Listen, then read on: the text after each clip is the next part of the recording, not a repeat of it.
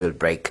You need the pure wax, such that it can melt and prepare very beautiful candles.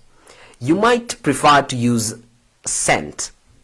This is very optional. However, you can still use the naturally scented candles. They'll have some sense of smell, some feel of honey from a distance, and you will also be maximizing on the use of these candles. And the beauty about candles is they have multiple uses, especially right now when we're headed to, we've just clocked into February, and 13 days from now, ladies and gentlemen, a majority or a good number of the people right out there will be needing candlelit dinners. Ladies and gentlemen, what an opportunity to maximize on that market. And besides that, we say Valentine's should be every day. So the more we encourage people to love each other, the more we are making profit when it comes to the preparation of candle making. Ladies and gentlemen, now when you have your 100% pure beeswax, you have your wick, or rather tambi. You also have your double boiler. Now this is the procedure on how to proceed if you need to prepare the candles. Take your source of heat, place your double boiler on it, and ensure it boils. Temperatures get to reasonable temperatures, as we had earlier spoken about. And then the next step is you had stored your wax in different forms, in different shapes, some in bars, some in cylindrical discs, some in circular discs, and whatever shape you had stored your wax in, now you can place it on the second container in your double boiler. That is ensuring that the temperature sticks at around 85 degrees Celsius, to ensure that you do not alter with the quality of the wax, and to ensure that the process and the wax heats uniformly all round.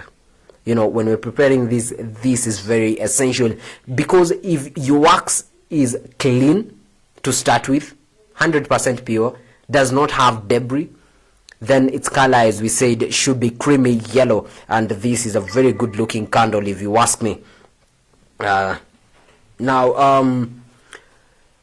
We were here where you have your double boiler. You have placed the wax that you have on it. It's now inside the boiler. Let it melt. You've said you're ensuring that the temperature is of about 85 degrees Celsius. For those who are using Kelvin heights, we'll be converting that later on. But for now, we're saying use the thermometer that you can properly read and are comfortable with. Ensure that it's around 85 degrees Celsius for uniform heating, and to ensure that you do not alter with the quality of the wax. Now we move on to the next step, which is quite interesting. Now you have your wick with you, or rather the string, or rather the tambi.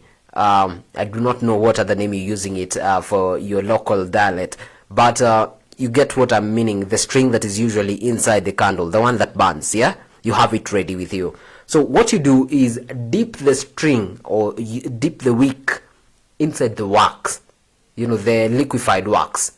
Put it inside there. You might be asking yourself, why do we have to do this?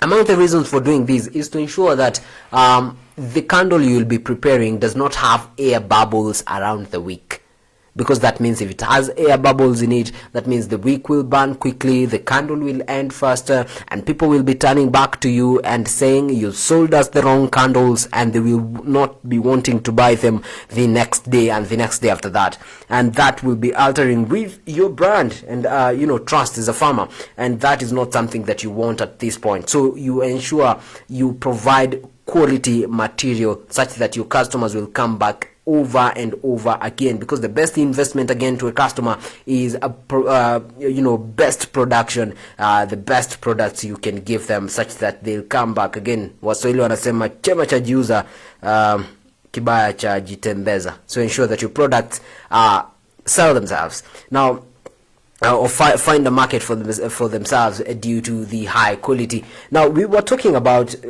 you have just dipped your wick inside the liquefied candle wax. What's the next step? We've gotten rid of the air bubbles around the wick, because it's very capable of trapping air bubbles. And now we have a wick which is quite straight. It's also easier to work with a wick that is quite solid, because in its very flexible form it becomes very difficult to shape it. You can imagine having a candle whose wick has curled inside of it. That means the candle will not burn uniformly to start with. The candle might burn on the side. It might be so easy for the candle to leak, and that is not what you want that the candle end users of the candles will be experiencing. What you want them to be having is a fresh product, a product that is of quality, and a product that meets the market standards. And how so? We have your wick very having a rigid shape, a shape that you can play around with depending on the shape and form and size of the candle that you want to prepare. So you have your liquefied wax on one end. On the other end, you have your wick that has already been dipped inside the liquefied wax, and now it has solidified. You have to give it time to solidify so that you can properly use it. Again, you do not want to go around messing up your apparatus around your hands. So you need it to dry up so you can go to the next step. If you remember the first part when we were talking of the things that you'll be needing while preparing the candles, we mentioned that you'll be needing something very essential. What is this? You will be needing containers that you'll be using to shape the candle. And now these containers could vary. Some if you go to where candles are sold, there's a variety of candles.